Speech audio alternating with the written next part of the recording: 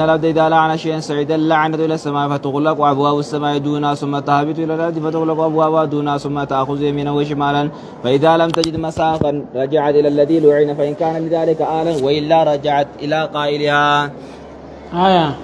قال أبو الدرداء قال مروان بن محمد هو رباب بن الوليد سمع منه وذكر أن يحيى بن حسان وهم فيه. حدثنا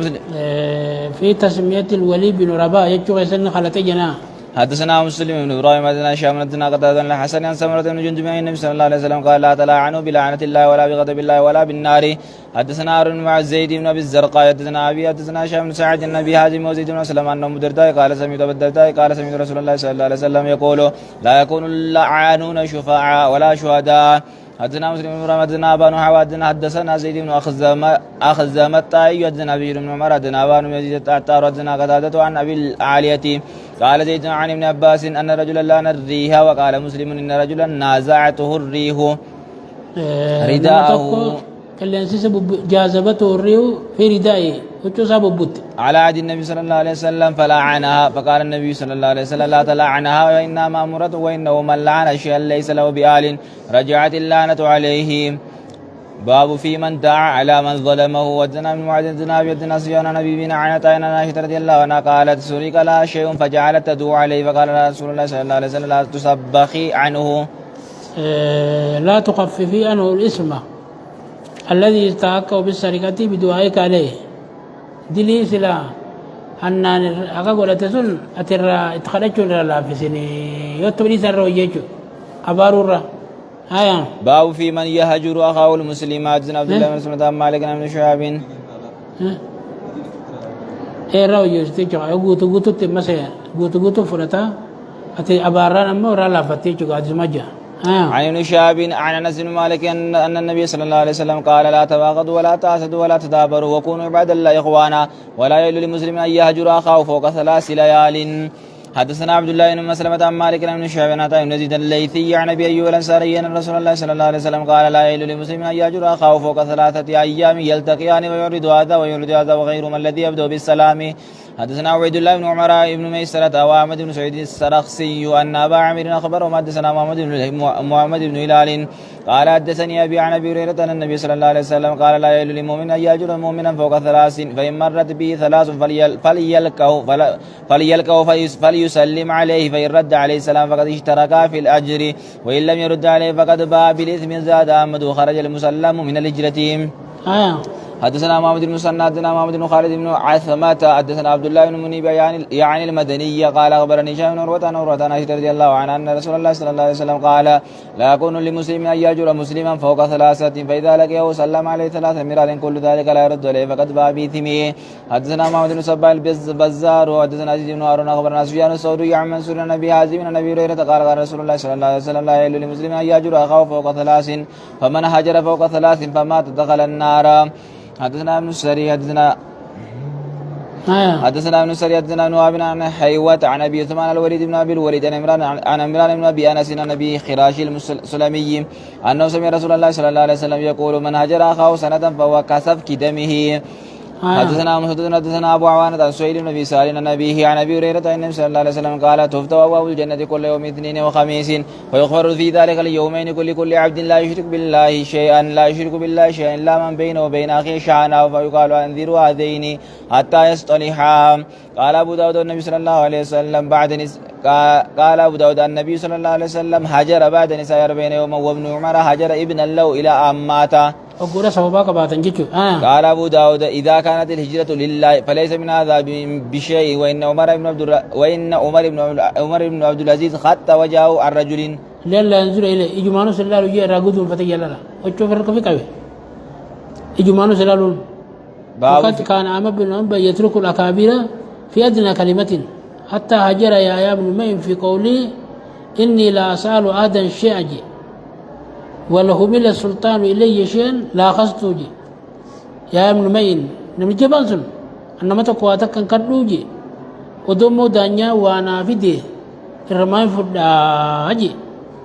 أكمل دبيتنا جتا دانيا الرمائن فدا كمي جتا جيتي لكن سيجن ساو جاسو وأجر حارس المحاسبين في تساني في الكتاب المعروف في الرد على المعتزلة حجر بن إساس اليودين وقال إنك تريد أولا شبهاتهم جيا وتعمل الناس على التفكر فيها ثم ترد عليهم جيا ترى دولا شبهة معتزلة كتاب حارس المعاصمين كن معتزلة ردي يقولوا بجيج شبهة ثانية خنا في ديتي دولا ردي بودر رد دبته أكمل دولا ردي دبته شبهة بودر في دينيتي نمت وان برا فكيس وفكنا دليدية ودين جنا أما بالأنبل هايا باب مات خلان تقوى بر مالي بانقر يسوان سنقا عمره ما بكاتي هايا باب في الظن سياخي ست الناس عبد الله بن مسلمة عن مالك عن ابي الزناد عن العارج عن ابي هريرة ان رسول الله صلى الله عليه وسلم قال اياكم والظن فان الظن اكذب الحديث ولا تعسسوا ولا تجسسوا باب في النسية والإحياطة أما تعسسون حاسون مان چاكاسين آجيچو تجسسون أوران مان بربادين آجيچو بس آسين آجيچو تا هايا حدثنا الربيع بن سليمان المؤذن عن نواب بن سليمان يعني بن بلال عن كثير بن زيد عن الوليد بن رباح عن ابي هريرة عن رسول الله صلى الله عليه وسلم قال تجسس غزو تحسسن مو حاسون مان چاكاسو من جل ابته المؤمن مرآة المؤمن والمؤمن أخو المؤمن يكف عليه ضيعته ويحوط مؤمن ورائه داويتي مؤمناتي مؤمن وبليز مؤمناتي يكف عليه يكف عليه يجمع عليه قرأ يسر ولك أبا ضيعته وانا نجراتون جيجو نيغر غاراب جيجو جيرين قيست ويحوطه من ورائه لا لما يجمع عليه معيشته ويدم عليه ديته جيجون هو ما يكون منه معاشه من صناعة أو تجارة أو زراعة ونحو ذلك ويحوطه يسته سجيجو يسدوبا باب في إصلاح ذات البين أدنى محمد بن على أدنى أبو عبد الله عن عمرو بن مرة تيسو جيجو لما تيسو هايا عن الأعمش عن ابي بن مرة عن سالم عن ام الدرداء عن ابي الدرداء قال رسول الله صلى الله عليه وسلم الا اخبركم بافضل من درجة الصيام والصلاة والصدقة قالوا بلى يا رسول الله قال اصلاح ذات البين وفساد ذات البين حالكة حدثنا انس بن علي اخبرنا سفيان بن الزهري وحدثنا مسدد حدثنا اسماعيل وحدثنا احمد بن محمد بن شبويه المروزي حالنا ما جدو بدل الحالكة دينها الدين حالكة الدين جيجو نمي تكو مغو والنبي دين كان جدو بداديما دين يلقو جن إبادات بداديما إن كتبهم تو إبادان ثاني إن كتبهم تو إبادان ثاني ولم فورم تو يكبدين هايا حدثنا عبد الرزاق أخبرنا معمر عن الزهري عن عبيد بن عبد الرحمن عن أمي عن النبي صلى الله عليه وسلم قال لم يكذب من نما بين اثنين ليصلح وقال أحمد بن محمد ومسدد ليس بالكاذب من أصلح بين الناس فقال خيرا أو نما خيرا حدثنا الربيع بن سليمان الجيزي حدثنا أبو الأسود عن نافع عن ابن يزيد عن ابن الهادي أن عبد الوهاب بن أبي بكر حدثه عن ابن شهاب عن عبيد بن عبد الرحمن عن أمي أم كلثوم بنت عقبة قالت ما سمعت رسول الله صلى الله عليه وسلم يرخص في شيء من الكذب إلا في ثلاث كان رسول الله صلى الله عليه وسلم يقول لا أعد كذبا الرجل يصلح بين الناس يقول القول ولا يريد به إلا الإصلاح والرجل يقول في الحرب والرجل يحدث امرأته والمرأة تحدث زوجها باب في النهي عن الغناء والليرة جارتين جارتين أسوأ دب مخجبا كم تقول تأسوأ أنا مخجبا زيتز وخجب دون جام تجيجو مالي بلتي تلفتشو في ماتي بلتين جباتشو غاري لا هايا ومنتك يستمع جزجري تجا المرأة تحدث زوجها بالكذب إذا تاجت إليه أقول تاجم تخجبت وقد اختلفوا بالمراد بالكذب المباح ما هو فقالت طائفة هو على إطلاقه وأجازوا قول من لم يكن للمصلحة وقالوا الكذب المذموم ما فيه مدرة واتجوا بقول إبراهيم بل فعله كبير ماذا إني سقيمي خنا لكم هايا باب في النهي عن الغناء والليل أنا مرور كو خيستها حدثنا مسدد حدثنا بشير عن خالد بن ذكوان عن ربيع بنت معوذ بن عفراء قالت جاء رسول الله صلى الله عليه وسلم فدخل علي سبيحة بني به فجلس على فراشي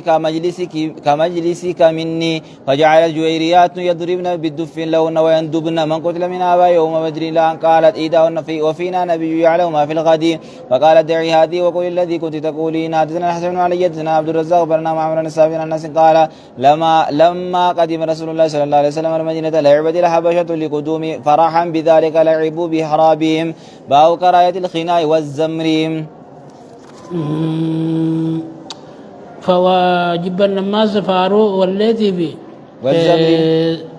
زمري لا قتارة آية. حدثنا عبد بن عبد الله الغداني حدثنا الوليد بن مسلم حدثنا سعيد بن عبيد العزيز عن سليمان بن موسى النافع قال سمع ابن عمر مزمارا قال فوضع اصبعه على اذنيه ونأى عن الطريق وقال لي يا نافع هل تسمع شيئا قال قلت لا قال فرفع اصبعه من اذنيه وقال كنت مع النبي صلى الله عليه وسلم فسمع مثل هذا فصنع مثل هذا قال علي ابو علي اللولي سمع ابا داود يقول هذا حديث منكر. دواء ما قادر لك مساعد مدني أوجه باتي دعوت المتا سيد رجانيا حديثني مو أبينا كلا دلقي أقوانا كثير لقي قرر راجع فتانا حديثني منكر جاك أبي داود الجمل الباني سيجي هايا. حدثنا محمود بن خالد حدثنا أبي حدثنا مطعم المقدامي قال حدثنا نافع قال كنت ردف ابن عمر إذ مر براعي يزمر فذكر أنه أغيره أكاسد دوبا قرر فتي جنا قال أبو داود ودخل فينا ولا تنخيص ولا غيرار ولا تنسى هيا بين مطعم ونافع سليمان بن موسى حدثنا أحمد بن إبراهيم حدثنا عبد الله بن جعفر الرقي قال حدثنا أبو المليح عن ميمون النافع قال كنا مع ابن عمر فسمع صوت زامر فذكرنا وهو قال أنكرها قناة الرب تجي هذه دايبون غيروا كاسيتي وغيروا أن ستنوان غير أنا خيست مزمارة جتارة مئة بر آلة الزمر التي يزمر بها. وقيل أول من اتخذ المزامير بنو إسرائيل لقد أوتيت مزمارا من مزامر آل داود سقلي بريشاني قلت ولسو هايا. حدثنا مسلم بن ابراهيم قال حدثنا سلام المسكين عن شيخ شهد ابا وائل في وليمه فجعلوا يتلاعبون يغنون فحل ابو وائل حبوته عدد أكثر في دار كوا في السنية وقال سمعت عبد الله يقول سمعت رسول الله صلى الله عليه وسلم يقول الغناء ينبت النفاق في القلب منافق قلبي غير ثم قرستي يجن باو ضعيفة ودافع الألباني بالضعيفة مرفوع وساو موقوفا أصبر غير سمي مرجين ضعيفة جين اسناد ضعيفة ضعيفة همي باب في الحكم في المخنثين هايا. حدثنا هارون عبد الله يلعبون تبتني يغنون يغنون على غير لني على واللسان جتان هايا. باب في الحكم في المخنثين حدثنا هارون عبد الله ومحمد بن الله أن أبا أسامة أخبرهم عن مفضل بن يونس عن الأوزاعي عن أبي يسار القرشي عن أبي هاشم عن أبي هريرة أن النبي صلى الله عليه وسلم أتي بمخنث قد خضب يديه ورجليه بالحناء فقال النبي صلى الله عليه وسلم ما بال هذا فقيل يا رسول الله يتشبه بالنساء فأمر به فنوفي إلى النقي فقالوا يا رسول الله ألا نقتل فقال إني نهيت عن قتل المصلين من وصلاته أركتي سنة قلت ميلتي قلت كلا فقاتي ديما أما الإرتي أركاب ميلتي سنة قلت كسد ديمتا لا فقط فرار ينجي مجيد غيسايس هيا. قال أبو سامة والنقي ناهية من المدينة وليس بالبقي منكر يساق نديني ما قبل لا أركي دواب يقول ما قبل لا فمو لا بنجرا دواب يرتي قول جوا ما قبل لا فقط شلور كارجا هيا. خسيجان منكر أكاس جانيني قال الباني في ذي بالترغيب منكر جي هيا. قال أبو حدثنا أبو بكر النبي شيبة حدثنا وكيع عن هشام يعني بن عروة عن أبيه عن زينب بنت أم سلمة عن أم سلمة عن النبي صلى الله عليه وسلم دخل عليها وعندها مخنث ويقول لعبد الله يا أخي يبت الله تعالى فقد دللتك على امرأة تقبل بأربع وتدمن بثمان فقال النبي صلى الله عليه وسلم أخرجوه من بيوتكن قال داود المرأة كان أربع وكان في بطنها مرة أفريق جلاسي رجلا حدثنا مسلم بن ابراهيم حدثنا هشام بن عيان كلمة من عباس النبي صلى الله عليه وسلم لعن المخنثين من الرجال والمترجلات من النساء وقال اخرجوهم من بيوتكم واخرجوهم فلانا وفلانا يعني المخنثين باو في اللعب وبالبنات جب الله